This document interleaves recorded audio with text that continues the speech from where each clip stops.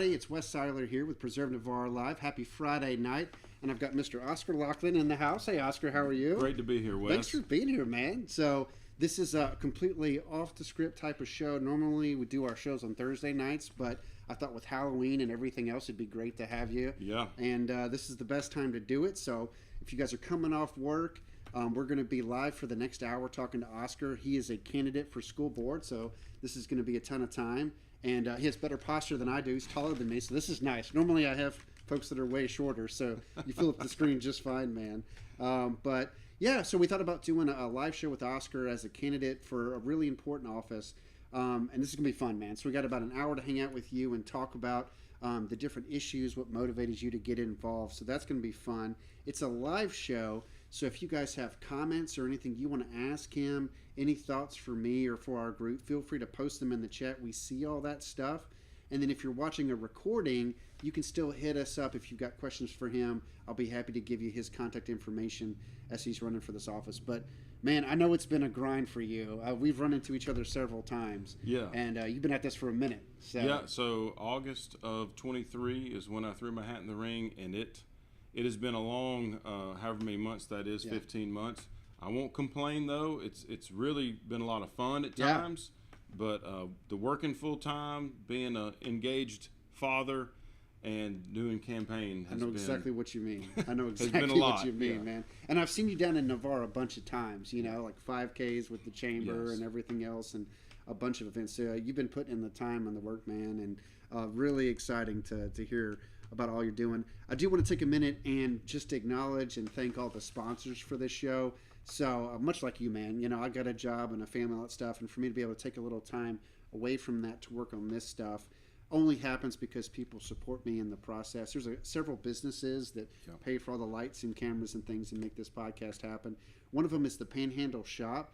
So definitely something you want to keep track of, especially where you're going, because these guys produce the most beautiful artwork, very America-focused, these beautiful wooden plaques. I've got some of them in the studio I can show you, but they'll do different sizes and they'll customize it. It's a great gift, man. I think that awesome. Looks fantastic. Yeah, I mean, when I saw that picture, I got to find a place to hang one of those in the office. Yeah, and they will put names on it, so, you know, inscriptions if you want. So, you know, with where you're going and kids who do really well and things like that, it'd be a great gift to give out, I think. We do it all the time. I'll give it to military folks, you know, when they're coming back from deployment, things like that, people that are going away and all that stuff. That's a great idea. So it's amazing shop. They'll put little, like, I love this, the Air Force stuff on there, or they'll put Marine or Navy, any of the other services if you want them to. But that's the one they did for me. Isn't that awesome? And yes. So you just let them know. That's the email address right there, the Panhandle Shop. Tom and Helen Tuttle, great friends of ours who do this work just out of the goodness of their heart and donate a lot of projects. So, and they support us. So really, really cool people who get involved in the community and do good works. Another one that I know you've heard of is Stripes, one of the best restaurants you'll find in the Panhandle. Robert Reyes runs that business right down the street from where we're at now, and he's got events and stuff all the time. So great spot. We've had him on the show before. I got to go there for a Dr. Rudman fundraiser, I guess, a couple months ago, maybe back in early August. Yeah, he's there all the time. They've got, you know, trivia nights. They've got comedians that come up. They've got performers. It's awesome. That's a great spot, and that's just one of the key places in Navarre to go hang out. Andy D's is another one, and he's coming up your way. I don't know if you know this, but he's expanding now. That's come out. Yeah, so Andy D's is one of the best restaurants in the Panhandle, just right across the bridge over there. Andy's just larger than life personality. Great dude. So he's been on the show as well, and is a supporter of ours. He is now expanding his business, and he's going to have a restaurant up in the north end. Oh, fantastic. So that's coming your way, man. And he's doing a lot of stuff down here as well. I hadn't missed many meals, so... yeah, he's a good one. So both of those guys really support us, and we're grateful for it. And then another one, I know you know this one because we were there together when you got the latest update on this.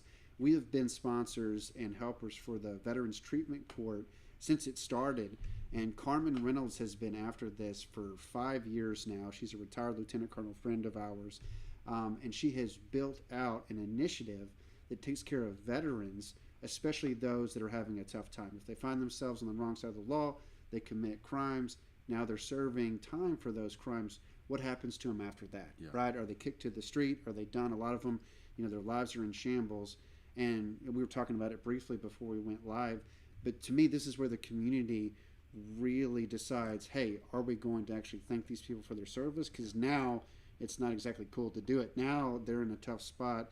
Now they're really struggling. And Carmen was one of the ones who says, but they still served. They still deserve our acknowledgement as a society.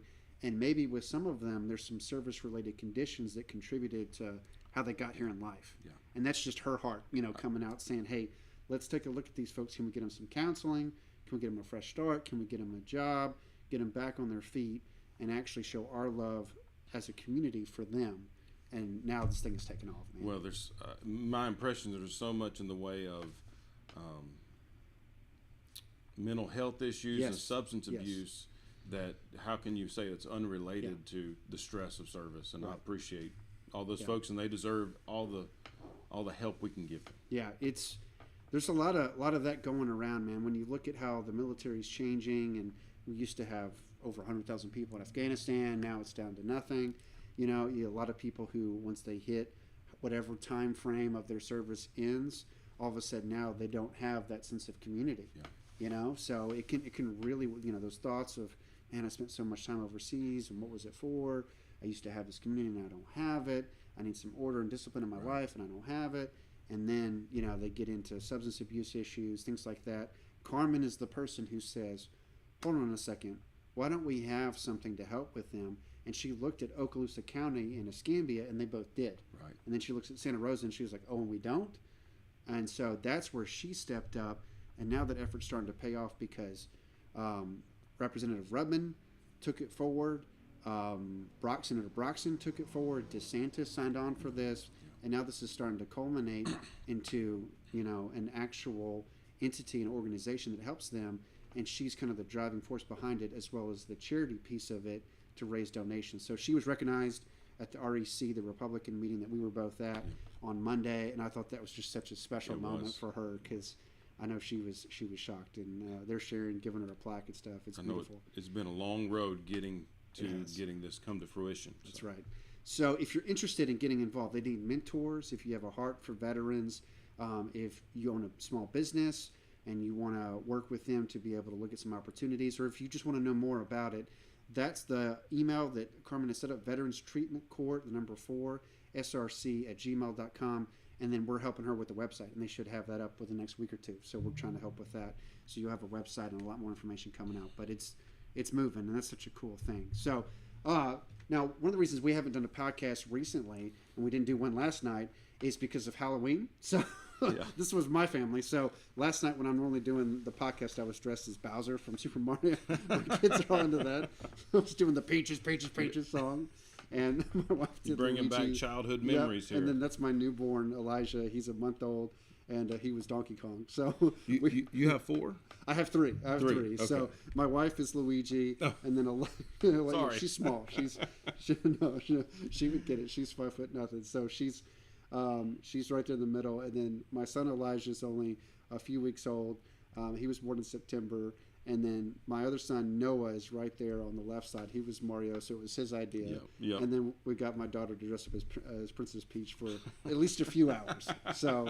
And they were like, that was the best Halloween ever, Daddy. We hit like maybe 12 or 13 houses, but for them, they loved it. So those are great. We did Halloween last night also. My family, my girls did not get to participate. Yeah. They were at basketball practice. Our head girls basketball coach, Coach Diamond, is also still coaching football. Oh, wow. So he did football practice and then walks over to the gym and did basketball practice, but they started later in the day, and they missed trick or treat in the street at Jay. I told my wife today, like, we're in that sweet spot where our kids are just young enough to where they're not, like, sports haven't taken over yet, but they're old enough to do a few fun things. I'm like, we've got maybe a year before, like, it's just constant practices. Like, all my friends are Don't let yourself get sucked into it. Oh, I know, man. You just put it off. They got to do some things, but it's coming, man. It's a rat race. I grew up in the South, so I know how it goes. Like, we take sport. I'm trying to explain to my wife is from New Hampshire, so she's like, I don't know this whole like football thing. It's crazy down here. I'm like, oh, you haven't seen half of it. We haven't even been to many high school football games or anything. Like, just wait. It's coming, man. And wait till till the team is really, really good, and then it's super crazy. I know, right? Like all that's coming for my life. But man, we've got some fun stuff down in Navarre, and I know you spent some time down here and seen some of the events. I took my friends from work. That's my shop at work on the Air Force Base. We went to a thing called Castle Haunt. You've got to see the Facebook page for this, the videos from it, because this is just like the quirky, like eccentric things we have in Navarre that I keep finding. I've been here for 8 years now, and I'm still finding this stuff. This is a family who owns this house up towards Holly, so on the north end of Navarre, and literally, man, if you look at their house, it's built like a castle. I don't think they built it; they just bought it. But they're retired or whatever, and they said, you know what, we're going to spend 6 weeks out of the year turning it into a haunted house type situation, and then it's free. They just get a bunch of their first responders.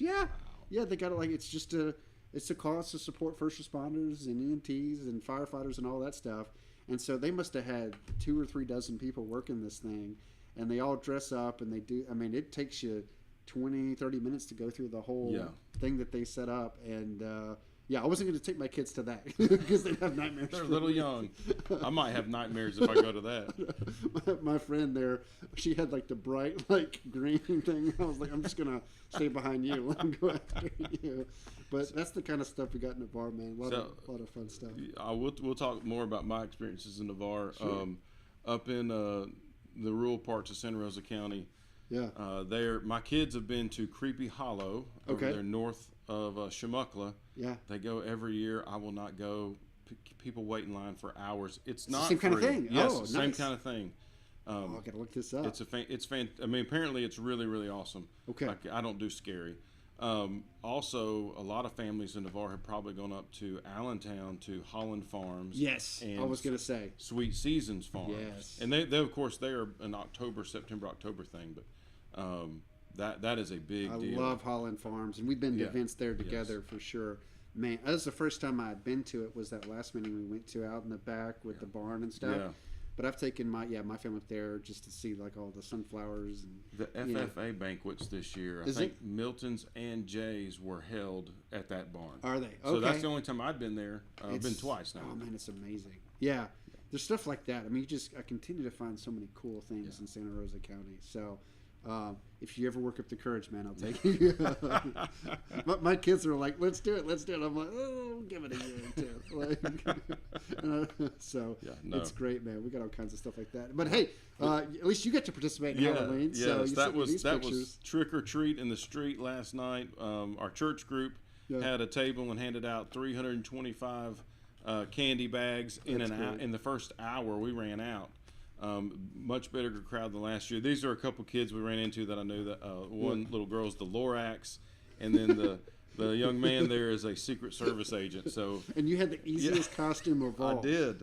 I put my tie back JD on Van. and my JD name tag. So that's fantastic.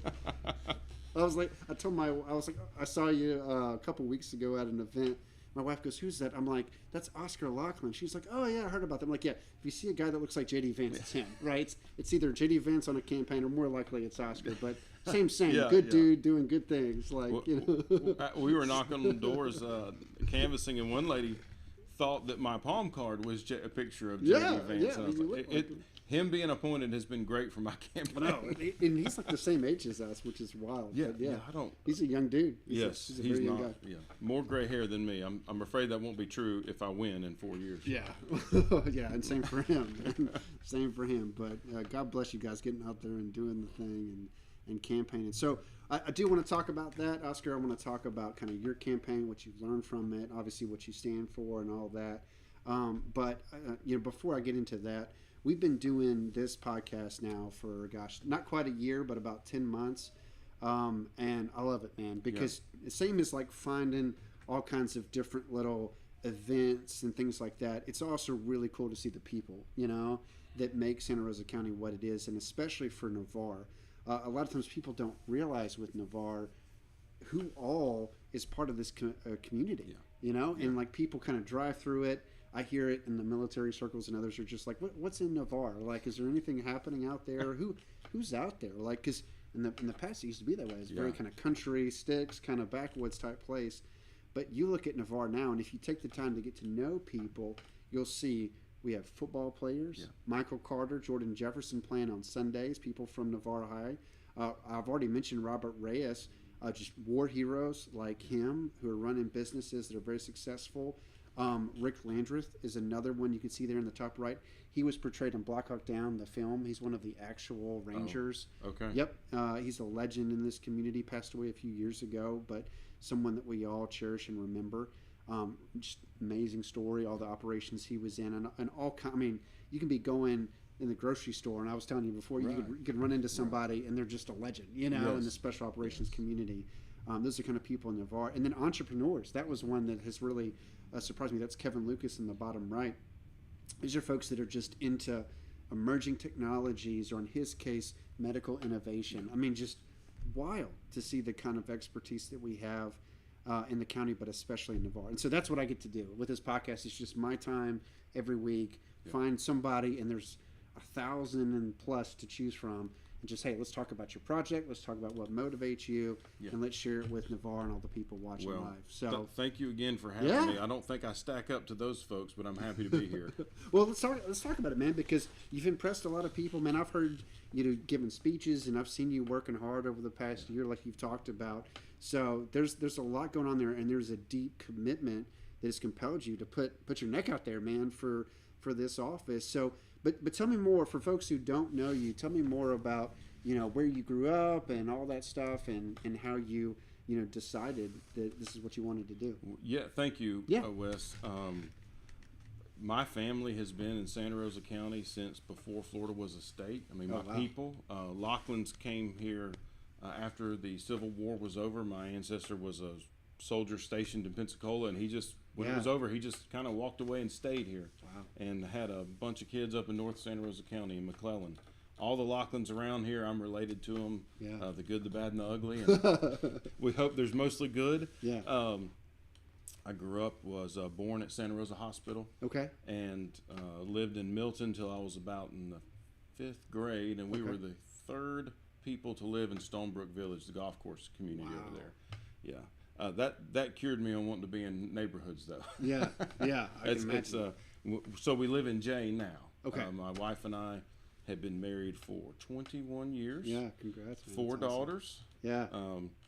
And we've lived in Milton, Allentown, and now Jay. She's from Jay, and it's great except for the drive to Pace every day. I'm sure. Yeah, and then coming all the way down here. It takes I think I've got a photo here of your beautiful family. That's just incredible. So what are the names here? Just so. Darcy, Hattie, Lucy, and Annie, and they're in the. I'm gonna go. That was oldest to youngest. Now youngest to oldest is 7th, 9th, 10th, and 12th grade. Wow. So there was a time when we had 5 under 5, and many times there was 2 or 3 in diapers at the same time. Oh yeah, so yeah. It was See, tough. like my wife and I, we took a break after the first 2, and we took a 6-year hiatus. And now we're back in it, I know what you mean, man. So my youngest is 12, and all my 4 are older than the next grandchild from my parents. Okay. And so their youngest grandchild is now, I think, 2. Yeah.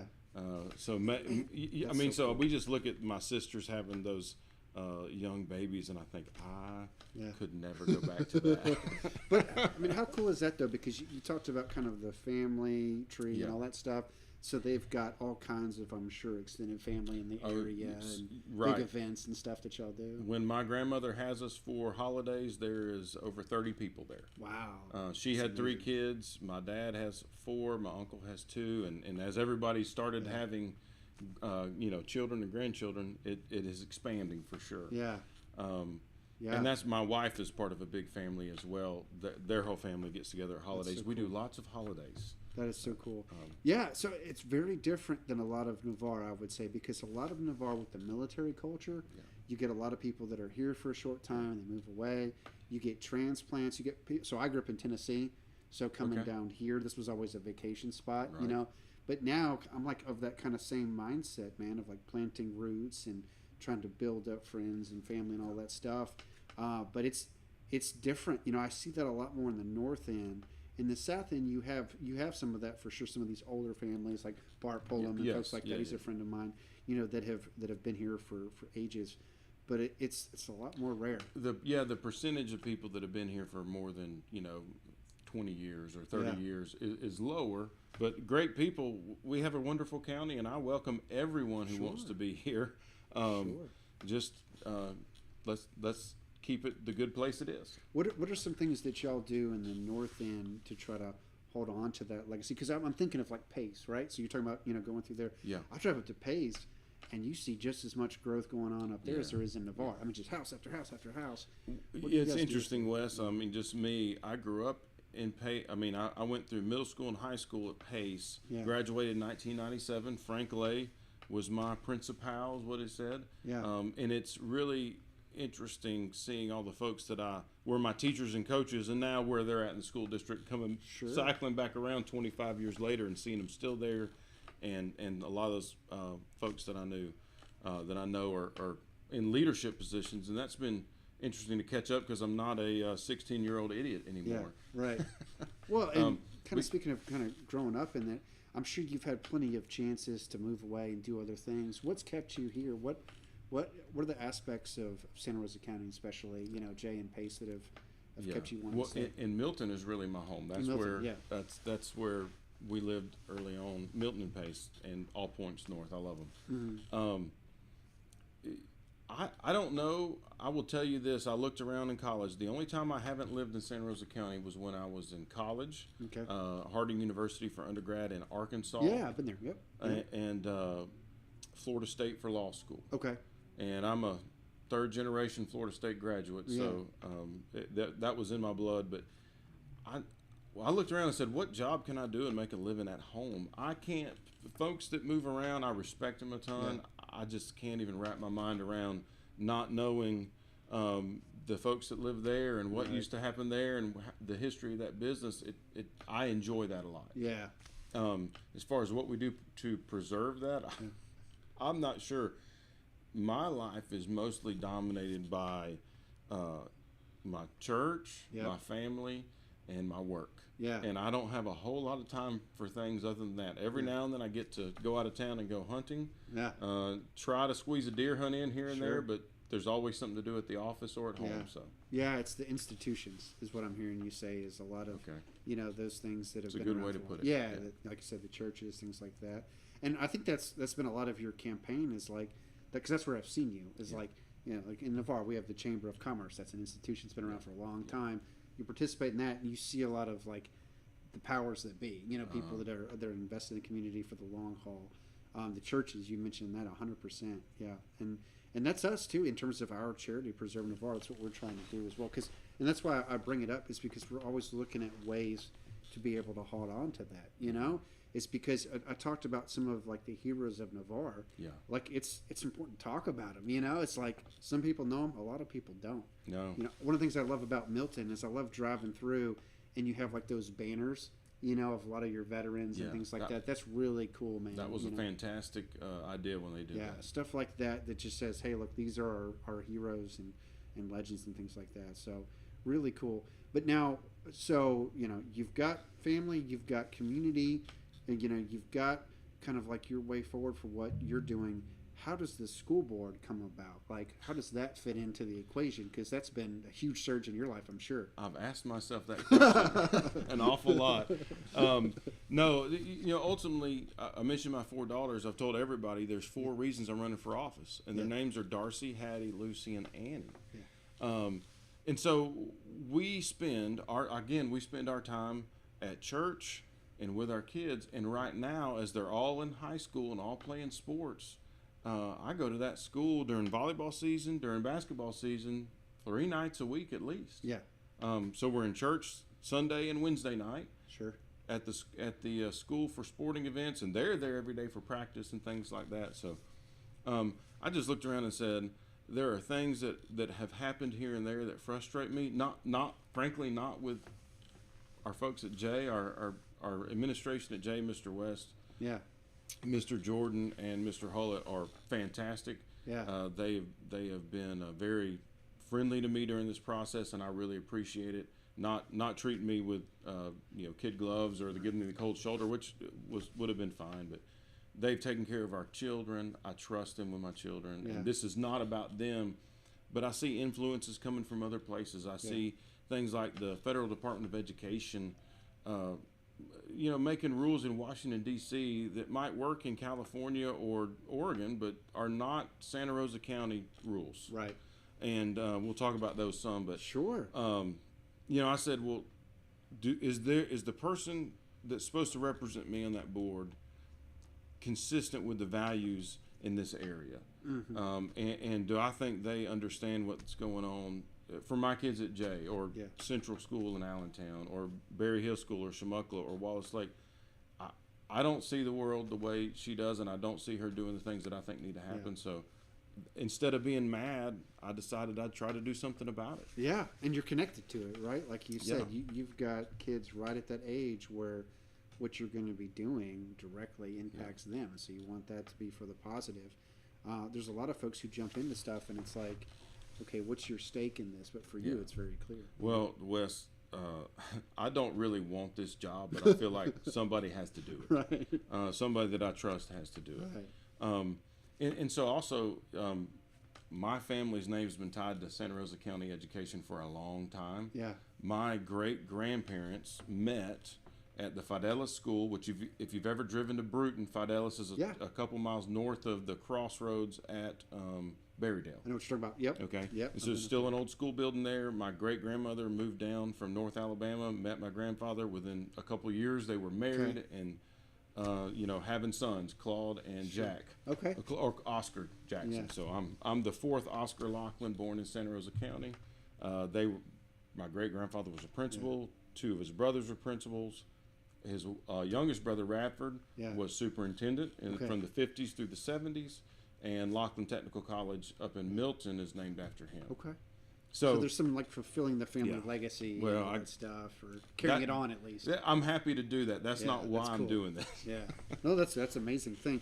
So in terms of the policies, I think you've put some specifics on your website if you want people to take a look. It was Locklin, right? Yeah, 4kids. Locklin 4kids.com. And you can see some of these, but I'd love to hear you kind of explain it because I said, I've heard some of the stump speeches, but this is kind of a chance to kind of get into the weeds on it a little bit. Interrupt me if I start droning on. No, go ahead. So first, and it's not on this because on this we took this from one of my mail pieces, but on the flip side, it talks about values. And I am 100%. I'm a conservative. Yeah. I'm for just common sense American family values, and I want to make sure that we are not fighting against those in our schools. I want the schools don't have to teach any religion or anything like that. I don't want that happening. But at the same time, when 75% of your population sees the world the same way, the school is not the place to affect social change in our community. Yeah. And I don't think they do that. I just think that it happens other places, and I don't want it to happen here. Right. So that's values. I mean, I think I come from a place where the majority of Santa Rosa County sees the world the way I do. Yeah. And I use that term because several years ago I was talking with my uncle about a politician, and I said I was just wanting him to articulate why he liked this person. It was national politics. It was President Trump. And he said, Oscar, I think he sees the world. He understands how he sees the world. Yeah, worldview. He gets it. He gets where we're coming from. And I think at the base level, that's extremely important because there's no way I can talk to 200,000 people or 100,000 voters. They have to get the sense that I see the world the way they do, and they can trust me to come at it from that perspective. Okay. So what do you mean by that? Like in terms of the world, what are some components of that, like versus say others? Okay. Well, great. How to articulate that? Yeah. Well, again, I can't help it. I grew up here in Northwest Florida. Yeah. I'm politically conservative. I want the government to stay out of my way. Right. I want to be left alone to live my life. I want the government to take care of roads, schools. Yeah. Let's provide great academics for our kids. All the opportunities that we can provide them. Yeah. Not get distracted on the other things. Yeah. I don't want the kid. I am a parent. Yeah. And those are my children, even when they're at the school. Sure, yeah. I entrust my most precious resource the Lord has given me to the folks at that school every day, and I appreciate what they do. Yeah, I see it. So my kids are a little younger. They're in elementary school. But when you talk about values and worldview, I mean, that's what keeps me here for sure. That's got to be near the top of the list because I think about what they're learning when they come home, and of course it's math and science and all this stuff, but it's also I'm seeing them learn kindness and respect for others. Right? I'm seeing them learn dedication and commitment. You know, if they don't do well, pick themselves up and try again. Right? Like I see a lot of how they treat others based upon what they're learning in school. And then there's like a deeper level of this for me personally because I was overseas. I was deployed last year for over 6 months. And when I got home, it was in October. And they had spent part of their time in the first month of school, you're learning about 9/11. Oh, wow. And they were like drawing pictures of like, hey, brave men and women went to go serve to protect us because there's danger in the world, right? And so when I came home, it was just a few weeks after they had finished that. So they did a whole thing about, hey, this is an example of the type of person that goes and serves on our behalf, right? Yeah. So I was just blown away, right? I was just like, this is amazing, you know? Where were you on 9/11? So when it actually happened in 2001, I was in school. So for me, it was just pure shock. I was in high school at the time, so I was just absolutely shocked at what was going on, and our teachers didn't know what to do. And we went to church that night and prayed. So it was this deeply impactful event for me that was a huge part of my service. So to be in a position now where my kids are learning about that and they're asking questions, Daddy, is this why you put on the uniform? It's like, oh, like, right in the feels, man. You know, and that's like you said, that's not. I mean, there's maybe a spiritual religious component to it, but it's values. It's something that like any kid that goes to public school could learn. I was in my last semester of college. I was getting ready to go to chapel, and one of my roommates had the TV on, and you know the day stopped immediately. But you know, I lost my train of thought. What I was going to say, I wanted to say that. Yeah. Family American values. Ultimately, these are the things that Western civilization is built on. Yeah. It is the family and letting people be free and individuals, and yet, you know, the family structure and our world structure because we respect each other. Right. And families go to families, to families on down the generations. Yeah, and I think another part of this is that you're talking about these deeper things, and yet so much of school I think is dominated by like standardized testing and like measuring yourself in competition, and that's part of it. Like I see on your list, you're talking about problem solving and things like that, and that's a huge part of it. Is like you want your kids to be able to perform and produce results and stuff like that, but not at the cost of their ethical development, right? You know, and that to me is a huge part. I tell Josh McGrew, he's a principal at our elementary school. I know Josh. Yeah, I mean, we go to the best elementary school in the country, and I don't care like what the charts say. I'm sure it's up there, you know, like, but there might be some school above them in standardized testing, but are they getting the ethical, right, like foundation? Are they practicing kindness the way that he does and his staff does? Like I would put them against any school in the country on that basis, because it's not just about being number one on somebody's spreadsheet. It's about having the right type of love and gratitude for life, right? And especially for your country and the people who, you know, are fighting. Respect for the people around you and treating them right. And you know, in some ways we see this. I don't do a whole lot of court in my day job. I'm an attorney in Pace. I do real estate closings and probate and wills and trust. But you know, I've been to court a little bit. The foundation of our legal system is that, and society, is that we tell the truth. Yeah. You know, are you willing to tell the truth even when it hurts you? Right. And our kids have to learn that. Yeah. And I dare say that 75 years ago, teachers didn't have to teach kindness quite as much. We're having to do some of those ethics and stuff at school as well. We as parents need to maybe step back and think, hey, we should really be talking about these values with our kids. I think, not all the time, but that's important. Now, how does this may be a dumb question, but how does the school board specifically give you a voice in that? Like in terms of your meetings and how you function for, I myself haven't been, I've seen them, you know, online and stuff, but what is your function as a school board member towards this end of doing these things? Yes, school board is two functions. One is to create, or they are in charge of the policy Okay. that is implemented. All those policies, it's hundreds of pages long. I'm sure. Yeah. They are all promulgated by the school board. Okay. And then together, and then the superintendent's role is to implement that policy and run the district day to day. The school board is not day to day. We're not telling principals what to do or anything like that. It's to say, hey, do we have a policy that works? Got it. Do we have some outcomes that are not exactly what we think it should be? So what do we need to tweak and change? Laws have changed. We need to change the policy to conform with the law. Regulations from the federal government have changed. What do we need to change to comply with those? I see. Because there's a lot of federal money in our district, and there's an awful lot of grant money that is also dependent on compliance with those federal regulations. Right. Yeah. You got to make that call. Is it worth it? Right? I think that's a worthwhile question to ask. Is what is this going to cost us? What is this going to do? What's the baggage that comes along with this $10 million? Like COVID stuff, right? That was. I mean, Yeah. I lived that here. Just what was it, 3 or 4 years ago? It feels like a long time, but I remember just the controversy surrounding it. Of get this money, but then at the same point, that was one of the most frustrating things for me. My daughter had just had her tonsils out, and she didn't have to wear a mask at the high school because the doctor gave her a pass because she couldn't breathe with it on.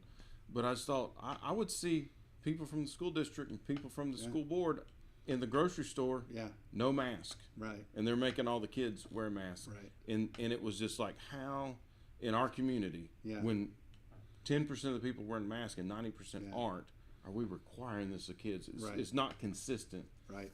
That was having that discussions that takes place a lot at the school board and stuff. Yeah. Well, that was their policy that made that happen. I see. Really interesting stuff. So, having the right person to be able to adjudicate that, I think, is a huge point. One of the points I wanted to, because you brought this up a few times, is clearly there's a lot of there's a moral impetus to get after this stuff. You're connected to what your kids are doing, what they're going through on a daily basis. So there's a lot of reasons why. Yeah. But can you talk to me about the sacrifice? Because like we talked about at the very beginning, is that you've been at this, man, for over a year, right? 15 months. And I get it, because it's for me, I'm wrestling. You got the full-time job, you got the kids at home, and even though I believe in so many things that I'm doing, it still comes at a cost. Yeah.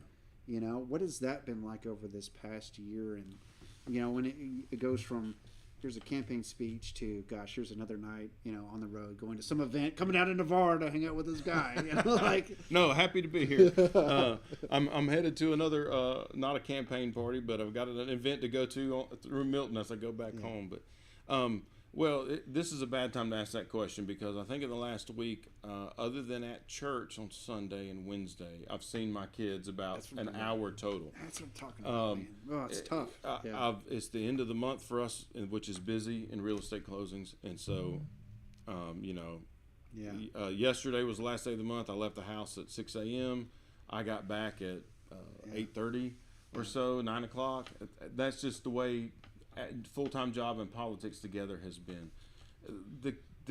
The key is, I think we all saw in the last 4 or 5 years, our local officials mean a lot to our lives. Really do. If all you do is watch the national news program, you'd forget that they even exist. But I believe they affect my life, my kids' lives, my wife's, my extended family's life, just as much or more than whoever's president or whoever's president of the Senate or whatever. Yeah. And so I just looked around and thought, we need people that are capable, that have the right values, and that want to serve the community and be involved. And after being through the last 15 months, I understand why a lot of people don't want to do it. I'm sure. The mud didn't get slung too bad in our race, very little at all. And I appreciate I didn't sling mud either. Yeah. But I saw people that I know and people I've gotten to know. Sure, the Bobby Burkett's, Ray Eddingtons, Rudman. I've seen it all. Tons of stuff thrown I at get them. it all the time. We Just talk so about untrue. So much of it's untrue and unfair. Sure. And there's just no way to want to subject yourself to that. But at the same time, Oscar, I put the word service here because to me, that is the word that links this whole county together. right? There may be a few exceptions here and there, a couple bad apples in there, but for the most part, the overwhelming majority are really defined by this. And what I mean by that is we talked about the transplants, like especially in Navarre, and I'm sure there's plenty of military folks in up your way as well. Absolutely. But even those people that are only here for a few years, why? They're only here for a few years because then they're called to go serve somewhere else, That's right. in Germany That's or right. Korea or wherever, right? But while they're here, they're serving, whether it's NAS Pensacola or Whiting Field or Hurlburt, they're still serving our country. And then you look at so many of the people that are doing things like what you're talking about, making sacrifices for it. That's service too. Yeah. That is absolute service. It may be in a different focus, but it's still a service to our community. And that's one of the things that just makes me so proud of the county and of Navarre, is just there's this common belief that, hey, we need to serve a higher calling. We need to serve more than just ourselves, That that is well, God first, others second, me third. Yeah. That's something I've heard quite a bit. JOY, Jesus others That's you. it. Yeah. That's it. Uh-huh. Yeah.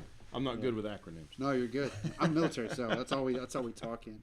But I think that to me is how we can start to link up some of those different segments or disagreements. It's like, okay, cool. You see issues this way, I see issues that way. But if we both acknowledge, hey, we're each serving a cause that we believe in, then there's an underlying respect. And we need to get back to that, man. And I think, that's why I'm so excited for you. And I really do hope you get into this office, because that's what we want our kids to know. It's like, hey, we may have disagreements in Santa Rosa County, but we're still defined by that right there. And I'll tell you this. I mean, I think the vast majority of our local elected officials, public servants, are motivated by the right things. Yeah. I may disagree on a fine point here or there, but really, the motivation is there to serve children, so that they are prepared to be productive citizens. That's why our schools are there. Yeah. As opposed to say entitlement, right? Oh yeah. That would be the opposite in my book of, I'm owed this, or give me that, or like I deserve that. There's so much more of this in Santa Rosa County, and so man, I love it. I love the whole the worldview and trying to be able to build up the values in the school system, and as someone who has kids in it, they can learn a lot from that. And the same thing, for your family, as I'm sure they're watching you make these sacrifices and all that, and they're probably at an age where they can see why, So really cool stuff, man. So I wanted to. Go ahead. I wanted to weave in here my connection to Navarre. Go ahead. I told you earlier, my I think it was the late '60s, mid '60s. My grandfather was one of the first 10 lot leaseholders there on Navarre Beach. But there was no bridge, there was no any of that. He served on the Navarre water system many terms. Oh, really? Okay. Back in the '60s and '70s. In fact, at his insurance agency in Milton, until he retired in the '90s, he had a green bag that said Navarre Beach, Florida on it, and that's what he took to the post office every day to get the mail. Back when there was nobody here, man. Like, yeah, I've heard the stories like way back in the day. And I came down. We spent at least a week at the beach house. Yeah. Every year of my life growing up. In fact, it was gone by the time you would have got here, Wes. Yeah. But his beach house had a Pizza Hut roof on it. If some of the older residents can remember it, Hurricane. Anyway, 93. Aaron. Okay. Aaron took it out. Yeah. In '93, and he rebuilt it to a different one. But up until then, it looked just like a Pizza Hut on top. See, that's what I'm talking about. Like the eccentric stuff, you know, like between haunted houses and Pizza Hut houses, we got all kinds of crazy stuff going on. The family rumor is that Elvis stayed there. I don't know if that's true or not, because it was secret. But I don't know, man. But I love it. I love being able to talk to folks like yourself about all these things. And I think the best thing, that we kind of drew out in addition to worldview stuff is solving problems, like trying to solve them in a mature fashion and trying to figure out, okay, how are we going to live? And in your case, it's how are we going to raise our kids? Yeah. And like you contributing to that is really cool. So, I feel like my experience and training as an attorney, and that's where that problem solver comes. I don't do a whole lot of litigation. I see what we're trying to accomplish, look at the rules and understand what's there and how do we get from A to B. Yeah. Whether that's, again, in real estate closings or in people's wills and trusts, and how do they leave things Yeah. and navigate taxes and navigate the regulations. So Very cool. I think that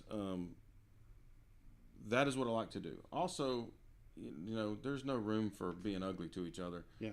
Conflict is a big part of what we have to deal with, and you have to, argue with other attorneys and have conflict and be respectful of both sides.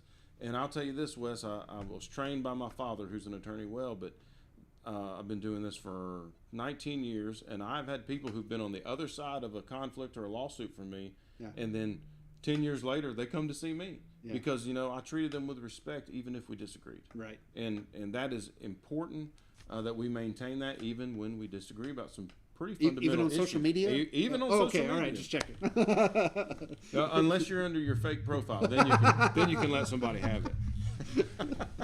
That's one of the big challenges, man. And I'm so glad going back to the COVID stuff, I'm so glad those restrictions are over, because it's like, the whole, we're going to hold up in our houses and not talk to each other face to face type stuff. It's just not, it's toxic to what you're describing.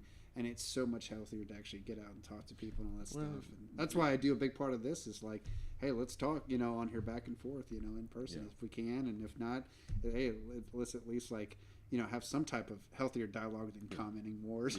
Yeah. So I love that. And I'm looking forward to seeing you on this board and how you put those values into practice even more, because you've done it as a candidate, as a board member, being able to work through those things with compassion and respect, but at the same time, a very clear ethical center and a determination to do what's right. That's going to be really cool, man, to watch you on there, I'm sure. I hope that I can live up to your expectations and conduct myself well. One of the things that there's a controversy is at the board is supporting our teachers. Okay. And it's not really a controversy. The board, I think, is supportive, but it's what hits the news. It's what motivated one of our superintendent candidates this last time, I think.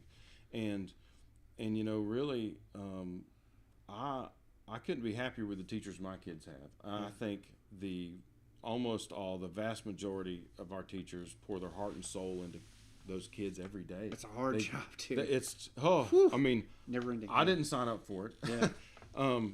Coaches just as much too. My daughters spend nearly as much time in sports as they do, and the coaching supplements are not adequate.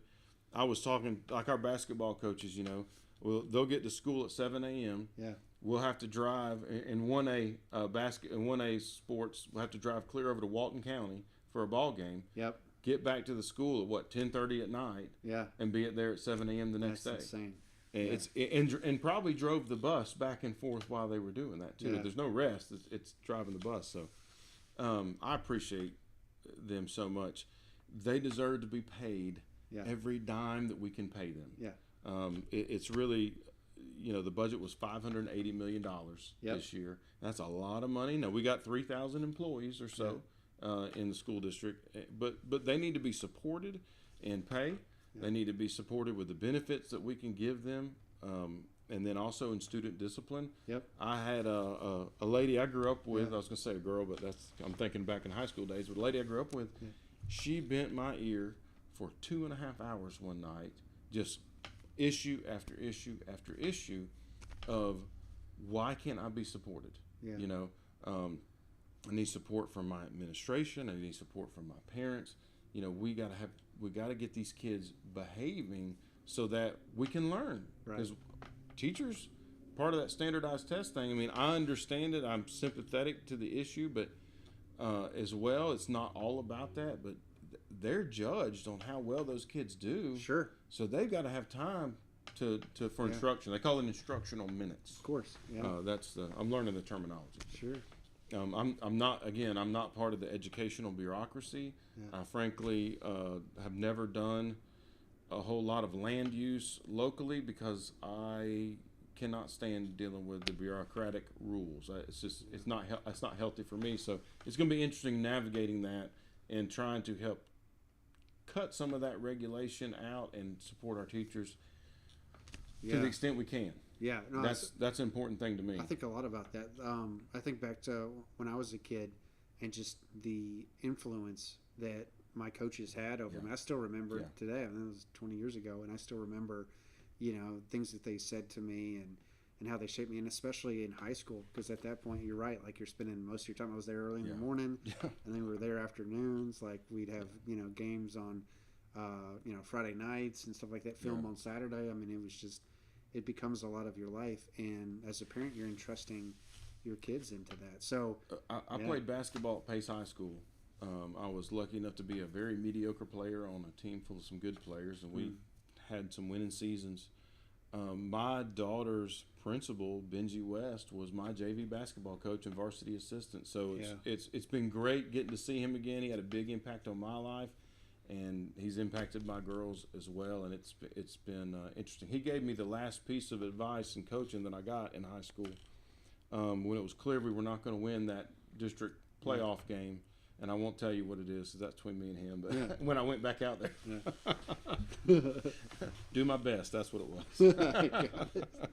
It's great, man. So, I don't know how much time we have, Wes, but at the baseline of where I come from, those Santa Rosa County American common sense family values.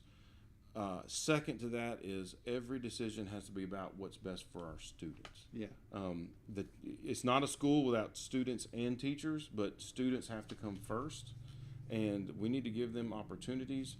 The career and technical education is huge. I was talking to a friend who's in the construction world last night, and he said the average construction worker is 49, and for every 7 that retire, only 1 take their place. Really? There's going to be tremendous opportunity in people who are willing to get their hands dirty and work.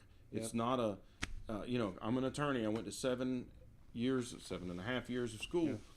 And listen, I work for carpenters and plumbers and electricians.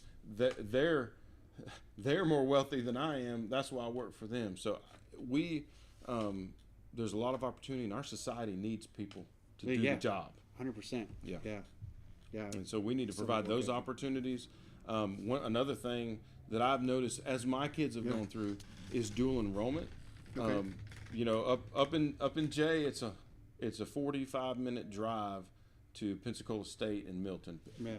It'll always be PJC to me probably, but it's not realistic for my daughters to drive down there for a class. So the ability to take those classes online, the ability to have the broadcast classrooms, which they do. So we've taken Gulf Breeze teacher teaches kids at Jay through a video conference. Yeah, it's fantastic. What a great idea to implement to give more people an opportunity for learning. Because honestly, I think probably there's a small percentage at the very top that are not. They're going to go off to schools or big illustrious schools. I don't know what the percentage is. Probably the next 40% would be very well served to get as much dual enrollment towards that AA degree as possible in high school when they don't have to pay for it. Right. When the district's paying for it, the state's paying for it. Yeah. Yeah, and it's setting them up for those jobs that you were talking about, right? Like that's every year, PJC's tuition's only a few $1,000s a year. Yeah. But if you're not going to Florida State or Florida or Alabama or Tennessee or wherever, those are, $40,000 a year bills for someone. So all those things, that's a huge benefit. Yeah, taking the burden off of the parents, right? And the students. Ultimately they have to. Either parents pay for it or students pay for it. And if you're going to be a teacher right now, you got to get a 4-year degree. Yeah. How much debt service can you really afford on a teacher's salary? Right. It's been raised to 47.5, but especially when everything is more expensive these days. It feels like everything's doubled in price in the last 4 years. Yeah. So things have. Let's see, but that's it. You're going back to the problem-solving stuff and demonstrating that at an adult level for kids to do it at their level and enabling the options so that they can do that. That's good stuff. That's what I'm looking at. As you take this position, kind of tracking and seeing, hey, there's Oscar was talking about problems. Here he is. This is how he's doing that. And that's the kind of folks that we want. I do. If you got time, I do want to go through some of the comments. People posted on here. There was just a couple, but I always, like we talked about, doing it live is a lot of fun. Randy Williams is on here. I think you know him as well. He's a I've good met friend him of mine. along the way. Yeah. Yeah, he said, I'm always nice to social media. Most of the time. You're getting better, Randy. Getting better at it. But thank you for dialing in. Bonnie says that she voted early for you. Thank you, Bonnie. Randy said that you're the only Republican in the race. I think, yeah, it's you versus one other person who's a Democrat, right? It's not a partisan race per se. So Wes, it is nonpartisan. I am not allowed to tell the voters what party I am or what party the other person is. Yeah. I totally feel that. Being a military guy, I'm in the same boat. Like, I have to hold back on all that stuff. So, and that issue is on the ballot, Amendment 1. Yeah. I personally think people should vote for Amendment 1 because the information about what party I am, anybody can call the supervisor of elections office and say, what party is Wes Seiler? Yeah. He's registered to vote. Yeah. What's he registered as? What's Oscar Locklin registered as? And they'll tell you. So I wish more people would do that for me. But yeah, go ahead. So why would we not allow all the information to be readily broadcast to the public? Yeah. That's what I think. Yeah. It's we all want our children to be educated as best as possible. The way the military does it is like you can vote and you can have your own opinion, but you can't participate outright in like partisan groups. And it's tough because it's like everybody. Well, if you can put your opinion out there, everybody knows. Like where you stand. You could probably connect the dots on who likes that position. But then they worry about like someone using their like capacity to influence it. Yes. I don't think that necessarily applies for what you're doing. So I agree. I think I can't talk about it though. I'll get in trouble. I understand. Potentially. I totally understand that. Bonnie says, "Is it true they do not always say the Pledge of Allegiance in schools anymore every day?" I don't know if that's. I believe they have the pledge every day. There's some Supreme Court cases. It is a student's First Amendment right not to participate in the Pledge of Allegiance. Yeah. So you can't force them to do it, but I know the way we did it when I was in school, and I have not asked my daughters about this recently, but I believe they say the pledge, they have a moment of silence, and they then have announcements on the TV. Yeah, that sounds right. I'll have to ask my kids pop quiz tonight. Yeah. So, and then Bonnie also posted, she had a couple comments on here. I could already tell by your values you didn't have to say, but by the way, I did vote that we do need to know because ideologies are a huge problem in schools. I think that's kind of what you were saying. Yeah, that's a huge part of it as well. So, really good stuff and good feedback. I don't know how that kind of stuff gets changed. Thank you, Bonnie. Yeah, absolutely. And then she talked about auto mechanics as well, huge shortfall. Yeah, the economic implications of the school board I think is really interesting for sure. Is, we're setting up kids for success. You talked about the ethics, you talked about the worldview, but then another component of that is jobs. Like, and it goes back to that sense of service and sacrifice. Is like that's just life, right? That's just life. Is I work with that. Again, my kids are a lot younger, but I work on them understanding like, hey, you need to do your chores if you want to have an allowance so that you have money to do things because it costs money. When daddy's not here and I'm working or mommy's not here, she's working, it's because we're trying to get money so we can put food on the table. Yeah. Cut into that whole entitlement stuff. Like this takes work, So part of it, and sports is not school is not about sports, but my time in the athletic arenas was very meaningful in who I am. Yeah. And you spend so much time with those coaches. They spend so much time being dedicated to training people. And it's not just training them in skills for sports. It's, are we going to show up and work hard every day? Right. Are we going to show up to practice? Are we going to do extra outside of those things? Because that's what it takes. Are you willing to eat right? Yeah. During the summer when you're not in school so that you don't show up out of shape and not able to perform. So it's I can tell you it's great, man. My daughter came to me this week. Their volleyball season ended Saturday. Yeah. Monday was basketball tryouts, and my 10th grader came to me, and I saw her on Wednesday at church, and she just looked beat down, and she said, well, I had a pop quiz at school, I had a test in another class, and every day I've left school and gone to an extra workout and held by a lady there in town at their gym, and then gone to basketball practice for 2 hours, and then had to do my college algebra homework and all those things. It takes commitment to do that. Wait till you have 3 kids, you know. Yeah, that's right. Try getting up at 5:30. I wish I could play volleyball or basketball. Well, that's so much of life. Yeah. I wish I Just could go back to priorities. that 2 hours of exercise every day. Yeah. My belt wouldn't be as tight. But it's that, yeah, no, it's that sense of prioritization and learning how to juggle all those things. Like, Yeah. you know, Life doesn't get easier. You get better at handling all the things. Yeah. Yeah. And then guess what? You're juggling 3 things, and you got that whipped, and then you got to pick up something else. Yeah, and you're demonstrating that, kind of bringing it full circle. That's what you talked about at the beginning of, hey, I wanted to do this, you know, to serve the community, but I'm also still doing my job as an attorney and balancing my family. You're demonstrating like, hey, listen, Daddy's dealing with this too every day. And I think that's a good reminder, is to explain that to our kids as best we can, or to share that with them as they start to step into that. So just an amazing conversation, man. I really appreciate your time. Do we hit all your points? Make sure that we got through that. I know we covered a lot of ground. Yeah, we're good. We Awesome. got enough. I've heard enough of myself talk. Well, I'd love to have you back on here. You know, as you take this position, I really think you've got a great chance of getting it and seeing you kind of apply some of this stuff. I'd love to have you back on in 6 months or a year, whatever, whenever you can make time to kind of see how you've applied it and see what kind of policies you've been able to put in practice. I think we can probably work that out. Yeah, great, man. I appreciate you. Thank you so much for being Wes. here. Again, that's Locklin4kids.com. You can take a look at everything that we covered on this show. Feel free to reach out to him if you like. If you post any comments, I'll make sure that he gets tagged in that. But this is a great chance to engage. Early voting is going on now, and then it's the 5th of November is going to be actual election day, so we'll get the results of that. I can't wait. Right? As of last night, 70,000 people have already voted. Awesome, man. Like, no matter what happens, that's awesome to see people getting out and voting. But I've had several people, man, ask, who should I be voting for in this race? And it's always this guy, because of the reasons that you've seen in this podcast. So proud of you, man. Thanks for being here. Thank you and we'll very see much. you back on sometime. Y'all have a great night. We'll see you next week for next podcast.